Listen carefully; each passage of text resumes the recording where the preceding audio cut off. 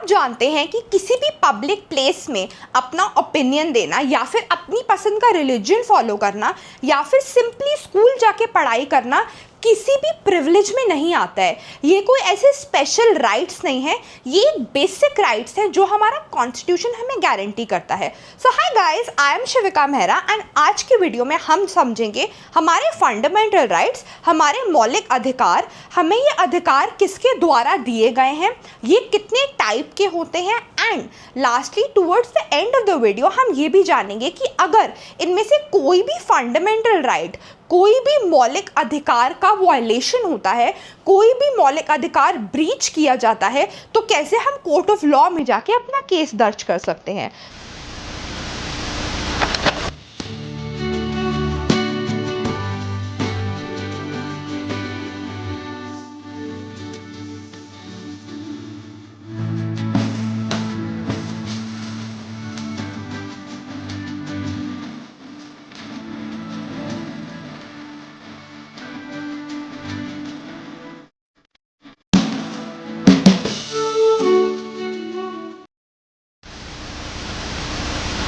Fundamental rights आखिर होते क्या हैं? तो फंडामेंटल राइट्स वो बेसिक राइट्स होते हैं जो हमारा इंडियन कॉन्स्टिट्यूशन हमें गारंटी करता है। हमें गारंटी करता है का मतलब है every citizen of the country को गारंटी करता है, एवरी इंडियन सिटीजन। तो अगर आप भारतीय नागरिक हैं तो आपके पास ये मौलिक अधिकार हैं। तो बेसिकली ये इंडियन कॉन्स्टिट्यूशन हमें गारंटी करता है, हमारा संविधान हमें देता है। अब संविधान का क्या मतलब है, हम वो समझने से वीडियो की शुरुआत करते हैं। सो बेसिकली हमारा इंडियन कॉन्स्टिट्यूशन, हमारा भारतीय संविधान ले डाउन करता है वो सारे रूल्स एंड रेगुलेशंस, वो सारे कानून जो ज़रूरी हैं for the smooth functioning of our country India. तो बेसिकली इसमें हर तरीके का rule, regulation, political structure, rules and regulations जो हमारी गवर्नमेंट को फॉलो करने हैं या फिर वो फंडामेंटल राइट्स एंड ड्यूटीज़ जो हमारे सिटीजन को फॉलो करने हैं, वो सब कुछ लिस्टेड हैं। तो बेसिकली ये एक किताब है जिसमें सारे set of rules and regulations listed है for the smooth functioning of our country, जिससे हमारा भारत देश अच्छे से फंक्शन कर सके on a regular, on a day to day basis. So basically fundamental rights are those basic rights which are guaranteed by the Indian Constitution to each and every citizen of India. Fundamental rights बनाए क्यों गए थे? ये fundamental rights इसलिए बनाए गए थे जिससे हम इक्वली ट्रीट करे जा सकें बाय एनी अदर इंडिविजुअल या कोई भी और गवर्नमेंट अथॉरिटी। तो इक्वल ट्रीट करे जा सके का मतलब ये है कि सोशल सेटिंग में हमारे साथ किसी भी तरीके का भेदभाव ना हो based on our culture, creed, gender, religion और anything for that matter. And second point is कि हम अपने आप को फ्रीली एक्सप्रेस कर सकें। अगर आज हमारा किसी भी बात पे कोई ओपिनियन है, किसी भी बात पे हमारा कोई टेक है, तो हम उसको फ्रीली रख सकें। And thirdly and very important कि हम किसी भी तरीके की कोई भी इनजस्टिस से अपने आप को प्रोटेक्ट कर सकें। तो बेसिकली ये सारी चीज़ें इंश्योर करने के लिए फंडामेंटल राइट्स बनाए गए थे बाय द इंडियन कॉन्स्टिट्यूशन। हमारा इंडियन कॉन्स्टिट्यूशन हमें बेसिकली गारंटी करता है 6 फंडामेंटल राइट्स। तो आज की वीडियो में हम ये सारे 6 के 6 फंडामेंटल राइट्स जानेंगे। बट उससे पहले मैं एक बहुत इंपॉर्टेंट चीज़ आपको बता दूं। जैसे मैंने अभी आपको बताया था कि कॉन्स्टिट्यूशन एक किताब है जिसमें सब कुछ लिस्टेड है for the smooth functioning of our country. तो कोई भी किताब अगर आप देखते हैं, not just our constitution, but अगर आप आज कोई भी किताब पढ़ते हैं, कोई भी नॉवल पढ़ते हैं फॉर दैट मैटर, तो वो भी नॉवल कई पार्ट्स में डिवाइडेड होती है। सिमिलरली हमारा जो कॉन्स्टिट्यूशन है वो कई हिस्सों में डिवाइडेड है। And part 3 of our constitution, जो भाग 3 है हमारे संविधान का, उसमें हमारे फंडामेंटल राइट्स, हमारे मौलिक अधिकार दिए हुए हैं। पार्ट 3 ऑफ आवर कॉन्स्टिट्यूशन में हमारे ये राइट्स गारंटीड हैं फ्रॉम आर्टिकल्स 12 to 35। तो हम स्टार्ट करते हैं समझने से कि ये हमारे 6 फंडामेंटल राइट्स आखिर हैं क्या। तो हमारा सबसे पहला एंड सबसे इम्पॉर्टेंट फंडामेंटल राइट है राइट टू इक्वालिटी। अब राइट टू इक्वालिटी का मतलब ये है कि हमारे पास हक है कि हम एज इक्वल्स ट्रीट हों एंड हमारे साथ किसी भी तरीके का कोई भी भेदभाव ना हो सके। एंड ये राइट टू इक्वालिटी जो है वो मेंशन्ड है फ्रॉम आर्टिकल 14 to 18। अब बेसिकली समझते हैं कि आर्टिकल्स का क्या मतलब होता है। तो जैसे मैंने अभी आपको बताया कि जो हमारा कॉन्स्टिट्यूशन है वो कई पार्ट्स में डिवाइडेड है। तो जैसे किसी भी किताब के कई सारे चैप्टर्स होते हैं, कई सारे सेक्शंस होते हैं, कई सारे सब सेक्शंस होते हैं, वैसे ही हमारे कॉन्स्टिट्यूशन के भी कई सेक्शंस हैं। तो उन सेक्शंस को हम कहते हैं आर्टिकल्स, जिससे हम अपना कॉन्स्टिट्यूशन बेटर और क्लियरर वे में समझ सकें, इसलिए ये सेक्शंस एंड सब सेक्शंस बनाए गए हैं। तो basically right to equality mentioned है फ्रॉम आर्टिकल 14 to 18। अब right to equality basically ensure करता है कि हमारे साथ किसी भी तरीके का किसी भी सोशल सेटिंग में या कहीं पर भी फॉर दैट मैटर हमारी सोसाइटी में, हमारी कंट्री इंडिया में किसी भी तरीके का कोई भी भेदभाव ना हो। राइट टू इक्वालिटी ये इंश्योर करता है that everyone is equal before law. हम सारे कानून की नज़रों में बराबर हैं, एक हैं। एंड ये हमारा इंश्योर करता है इक्वालिटी इर्रिस्पेक्टिव ऑफ हमारा caste, colour, creed, religion, gender या बैकग्राउंड। तो इसका बेसिक एंड बहुत सिंपल मतलब ये हुआ कि आज अगर आप कोई भी caste, culture, creed, religion, colour, gender के हैं, आपके साथ किसी भी तरीके का भेदभाव नहीं हो सकता। सिंपल एग्जाम्पल ये है कि कल को अगर मैं अपना एग्जाम्पल लेके आपको समझाती हूँ कि कल को मैं किसी जॉब इंटरव्यू के लिए जाती हूँ एंड मेरा इंटरव्यू बहुत अच्छा जाता है एंड जो इंटरव्यू है, जो पैनल पे लोग बैठे हैं वो मुझसे बहुत ज़्यादा इम्प्रेस हैं। तो मैं ये सोचती हूँ कि मुझे ये नौकरी पक्का मिल ही जाएगी, लेकिन मुझे उस बेसिस पे रिजेक्ट कर दिया जाता है, मेरे जेंडर के बेसिस पे। मतलब मैं आज एक लड़की हूँ इसलिए मुझे वो नौकरी नहीं मिलती। So that is violation of my right to equality and मैं कोर्ट ऑफ लॉ में जाके केस दर्ज कर सकती हूँ। So this is our very first and very important fundamental right which is right to equality. हमारा सेकेंड फंडामेंटल राइट है right to freedom and ये मेंशन्ड है बिटवीन आर्टिकल्स 19 to 22। तो बेसिकली फ्रीडम का मतलब इन सिंपल वर्ड्स होता है आज़ादी एंड राइट टू फ्रीडम का मतलब है कि हमारे पास आज़ादी है ये सारी चीज़ें करने की without any hindrance from any other individual और एनी गवर्नमेंट अथॉरिटी। तो हम समझते हैं बेसिकली ये सारी फ्रीडम्स का मतलब क्या है। सबसे पहला है right to be able to speak freely. मतलब आपको किसी भी बारे में कोई भी बात करनी है तो आप बिना किसी डर के, बिना किसी संकोच के कर सकते हैं। That is your basic fundamental right under right to freedom. Second is right to move anywhere in India. तो अगर आज आपका मन करता है, फॉर एग्जाम्पल हम माने कि आज मुझे नौकरी मिल जाती है बैंगलोर में और मैं एक दिल्ली की रहने वाली हूँ, तो मैं बैंगलोर में ट्रैवल कर सकती हूँ, मैं दिल्ली से बैंगलोर ट्रैवल कर सकती हूँ एंड मुझे कोई भी रोक नहीं सकता।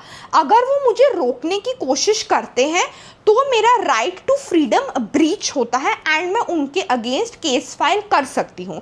सो राइट टू फ्रीडम में right to move anywhere in India भी आता है। आज मेरा मन है कि मैं वकील बनूं, मैं डॉक्टर बनूं, मैं इंजीनियर बनूं, मैं टीचर बनूं या XYZ, मेरा कोई भी प्रोफेशन फॉलो करने का मन करता है तो मैं कर सकती हूँ। मेरा संविधान मुझे वो फ्रीडम देता है, मेरा संविधान मुझे वो आज़ादी देता है कि मैं कोई भी करियर, कोई भी प्रोफेशन चूज़ कर सकती हूँ। उसमें मुझे कोई भी मना नहीं कर सकता, कोई भी रोक टोक नहीं कर सकता है।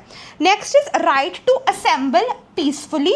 तो अगर आप किसी भी वजह से असेंबल करना चाहते हैं किसी भी पब्लिक प्लेस में पीसफुली तो आप कर सकते हैं, बट एज इसमें लिखा हुआ है, अगर आप बहुत ध्यान से देखो तो इसमें उन्हें पीसफुली इसलिए मेंशन करा है कि कोई भी राइट्स करना, किसी भी तरीके के दंगे करना किसी पब्लिक प्लेस में असेंबल होके, वो हमारी राइट टू फ्रीडम के अंडर नहीं आता है। अगर आप असेंबल हो रहे हैं, अगर आप एकत्रित हो रहे हैं कहीं पर भी, बहुत सारे लोग इकट्ठे हो रहे हैं कहीं पर भी, तो वो आपको ऐसे इकट्ठे होना है कि आप किसी और को परेशान ना करें। बेसिकली आप आराम से शांति से अगर साथ इकट्ठे होते हैं तो वो आपका राइट टू फ्रीडम के अंदर डेफिनेटली आता है। And lastly, right to live without fear और इलीगल अरेस्ट। कल को आपको कोई भी इलीगली अरेस्ट नहीं कर सकता है एंड आप किसी भी भय, किसी भी डर या किसी भी फियर के अपने दिमाग में रख के नहीं जियोगे। Is what your right to freedom guarantees to you, कि किसी भी तरीके का आपके मन में कोई भी जो डर है उसको निकाल के आप कंट्री में आराम से रह सकते हो। आपको किसी भी पब्लिक अथॉरिटी से, किसी भी और इंडिविजुअल से, या फॉर दैट मैटर किसी भी गवर्नमेंट अथॉरिटी से किसी भी तरीके का मन में डर रखने की ज़रूरत नहीं है। बिकॉज अगर कोई भी आपको प्रेशराइज करने की कोशिश कर रहा है इन एनी इलीगल मैनर, गैर कानूनी तरीके से अगर वो आपको प्रेशराइज करने की कोशिश करते हैं, तो वो आपका राइट टू फ्रीडम जो है वो वायलेट करते हैं। सो ये सारे फ्रीडम्स आते हैं under right to freedom, which is your second fundamental right. Third हमारा फंडामेंटल राइट है right against exploitation, which is mentioned under articles 23 and 24 of our Indian constitution. तो बेसिकली राइट अगेंस्ट एक्सप्लॉयटेशन वो right है जो as a whole अगर हम देखें, usual cases में अगर हम देखें तो प्रोटेक्ट करता है पुअर को या वल्नरेबल को to protect themselves from working in inhuman conditions. Basically, you cannot, as per right against exploitation, which is a very major and a very prominent fundamental right, you cannot force any person to enter into human trafficking, या फिर आप किसी भी बच्चे से, किसी भी child से किसी भी तरीके की चाइल्ड लेबर नहीं करवा सकते हो इन ह्यूमन कंडीशंस। इसका एक बहुत कॉमन एग्जांपल ये है कि जो हमारी कोल माइंस है या फिर जो हमारी वो फैक्ट्रीज हैं जहाँ पे हजार्डस सब्सटेंसेस बनते हैं, जहाँ पे वो चीज़ें बनती हैं जो बच्चों की हेल्थ के लिए हानिकारक है, अगर आप वहाँ पे किसी भी बच्चे को जिसकी उम्र 14 ईयर्स से कम है, any child who is less than 14 years, अगर आप उसको वहाँ पे काम पे रखते हो, आप उसका राइट अगेंस्ट एक्सप्लॉयटेशन वायलेट कर रहे हो and legal action can be taken against you. तो ये वाला राइट है, ये बेसिकली प्रोटेक्ट करता है एक इंसान की freedom and dignity against any of these ill activities, and this is our third right which is right against exploitation. तो हम ये तो जानते हैं कि इंडिया एक सेक्युलर कंट्री है। सेक्युलर कंट्री का मतलब ये है कि इंडिया में बहुत सारे रिलीजन्स माने जाते हैं एंड बहुत सारे रिलीजन्स फॉलो किए जाते हैं, and the best part is कि हर रिलीजन को इक्वल रिस्पेक्ट दी जाती है हमारी कंट्री में, which makes India a very very very secular state. ये आपको बेसिस ले दिया जिससे आपको बेटर अंडरस्टैंडिंग हो of our fourth fundamental right, which is right to freedom of religion, which is mentioned from articles 25 to 28। कि freedom of religion का मतलब ये है कि आप कोई भी religion of your choice follow कर सकते हो। जो रिलीजन आपका मन है फॉलो करने का, आपको कोई नहीं रोक सकता। अगर आज आपका मन है कि मैं हिंदुइज्म फॉलो करूँ, you can absolutely do that. अगर आपका मन है कि मैं सिख बन जाऊँ, आप कर सकते हो। अगर आपका मन है कि आप फॉलो करो इस्लामिक रिलीजन, तो आप वो भी कर सकते हो। It is completely your choice. No individual, no person, no authority can stop you from doing so. So basically right to freedom again हमारा बहुत इंपॉर्टेंट फंडामेंटल राइट है, एक बेसिक मौलिक अधिकार है जो हमारा संविधान हमें गारंटी करता है, जिसके हिसाब से हम कोई भी रिलीजन, कोई भी बिलीफ फॉलो कर सकते हैं, या फिर अगर हमारा मन है कि हम कोई भी बिलीफ फॉलो ना करना चाहें, हम किसी भी रिलीजन में नहीं मानना चाहते, तो हम वो भी कर सकते हैं। It is completely our choice. You have an absolute 100% right which is guaranteed by our Indian constitution to visit the Gurdwara, temple, mosque, church of your choice, and nobody in the world can stop you from doing so. So that is your right to freedom of religion. Our Our fifth fundamental right is cultural and educational rights, which are mentioned under Articles 29 and 30 of our Indian Constitution. So basically cultural and education rights वो fundamental rights हैं जो basically हमारे minority communities को right देते हैं to basically preserve their culture and to also open and run their own educational institutions. So basically इसका मतलब ये है कि जो कल्चरल एंड एजुकेशनल इंस्टीट्यूशंस हैं जो कोई भी माइनॉरिटी कम्युनिटी ओपन करना चाहती है, जिसके थ्रू वो अपनी रीजनल लैंग्वेजेस में लोगों को पढ़ाना चाहती है, ये वो स्कूल्स ओपन करना चाहती है जहाँ पे वो अपनी रीजनल लैंग्वेज में अपनी रीजन के अपने रिलीजन कम्युनिटी कास्ट कल्चर के लोगों को एजुकेट करना चाहते हैं in their regional language, they can definitely do so. So अगर हम इसका एग्जाम्पल लें, अगर कोई लिंग्विस्टिक माइनॉरिटी है जो अपना कोई एजुकेशन इंस्टीट्यूशन ओपन करना चाहती है या फिर वो कोई स्कूल ओपन करना चाहती है जहाँ पे वो अपनी लैंग्वेज में अपनी रीजनल लैंग्वेज में बेसिकली कोर्स वर्क कंडक्ट करना चाहते हैं, बेसिकली वो अपनी रीजनल लैंग्वेज में पढ़ाना चाहते हैं, तो उनको कोई रोक नहीं सकता. अगर कोई उनको रोकने की कोशिश करता है, for example there is a linguistic minority जो ओपन करती है कोई एजुकेशन इंस्टीट्यूशन एंड वो कहते हैं कि हम तमिल में ही अपने स्टूडेंट्स का कोर्स वर्क कंडक्ट करना चाहेंगे, उनको 110% हम तमिल में ही एजुकेशन देना चाहेंगे, एंड अगर कोई और इंडिविजुअल या कोई गवर्नमेंट अथॉरिटी उनको रोकने की कोशिश करती है कि आप ऐसा नहीं कर सकते, आप अपनी रीजनल लैंग्वेज में बेसिकली पढ़ा नहीं सकते, तो वो उनका cultural and educational right which is the fifth fundamental right वो वायलेट कर रहे हैं. So the sixth and the most important fundamental right is right to constitutional remedies, which is listed under Article 32 of the Indian Constitution. Basically right to constitutional remedies आपको वो right देता है कि अगर जो मैंने अभी आपको बताया आपके 5 और fundamental rights हैं, तो अगर इन 5 fundamental rights में से कोई भी right आपका violate होता है तो आप डायरेक्टली हाई कोर्ट को या directly the supreme court of India में केस फाइल कर सकते हैं. So basically this right is extremely crucial. ये राइट बहुत ज़्यादा इंपॉर्टेंट है बिकॉज जब आपके कोई भी बाकी 5 राइट्स वायलेट होते हैं तो ये 6th राइट आपको प्रोटेक्ट करता है, आपको राइट देता है कि आप directly the highest authority of India which is the supreme court या फिर उसके जो नीचे the second highest authority of India which is the high court, आप वहाँ पे डायरेक्टली अपना केस फाइल कर सकते हैं. And doctor B.R. Ambedkar who is known as the father of our constitution, उन्होंने इस राइट को राइट टू कॉन्स्टिट्यूशनल रेमेडीज को कहा था that this right is the heart and soul of our Indian constitution. मतलब ये राइट इतना ज़्यादा इंपॉर्टेंट है that this is actually the main fundamental right जो आपके बाकी फंडामेंटल राइट्स को बहुत अच्छे से प्रोटेक्ट करने में आपकी हेल्प करता है. So as per article 226 of the Indian constitution आप डायरेक्टली हाई कोर्ट अप्रोच कर सकते हो अगर आपका कोई भी फंडामेंटल राइट वायलेट होता है, एंड आप the highest authority of India, the highest legal authority of India which is the supreme court, आप उसको अप्रोच कर सकते हो under article 32 of the Indian constitution अगर आपका कोई भी फंडामेंटल राइट वायलेट होता है. You do not have to go from the lowest to the highest court, आप directly the highest legal authority of India में केस फाइल कर सकते हैं.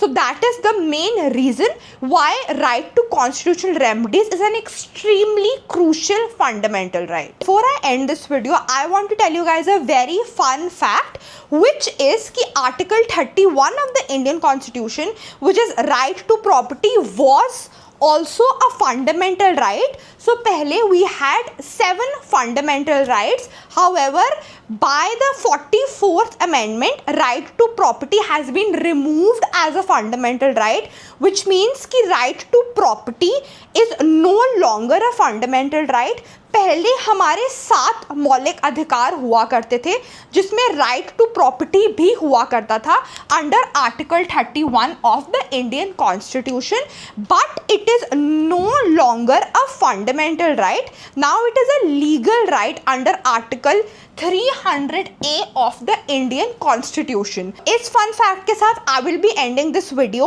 आई होप आपको क्लैरिटी हुई होगी कि आपके 6 फंडामेंटल राइट्स क्या हैं, आप उनको कैसे यूज कर सकते हैं, एंड ये 6 फंडामेंटल राइट्स कितने ज़रूरी है for your basic existence in India. In case अगर आपका कोई भी फंडामेंटल राइट ब्रीच होता है, कैसे आप highest authority of India, highest legal authority of India में कंप्लेंट फाइल कर सकते हैं, केस दर्ज करवा सकते हैं, एंड कैसे आपको रेमेडीज मिलेगी in case any of your fundamental rights is violated. So I will be coming up with more such fun legal videos जिसमें मैं लीगल कॉन्सेप्ट्स बहुत सिंपल मैनर में एक्सप्लेन करूंगी, and I am always open for doubts and queries. Please never think that any doubt या कोई भी query, कोई भी प्रॉब्लम आपके दिमाग में आ रही है, आपके दिमाग में किसी भी तरीके की कोई भी शंका है, उसको प्लीज़ ये मत सोचना कि वो कोई स्टूपिड चीज़ है जो आप सोच रहे हो। कोई भी doubt is welcome in the comments down below. Please मुझे बताना अगर आपको कोई भी क्वेरी है। Also let me know if you want to see a detailed video on fundamental rights जिसमें मैं हर एक फंडामेंटल राइट को डिटेल में एक्सप्लेन करूंगी।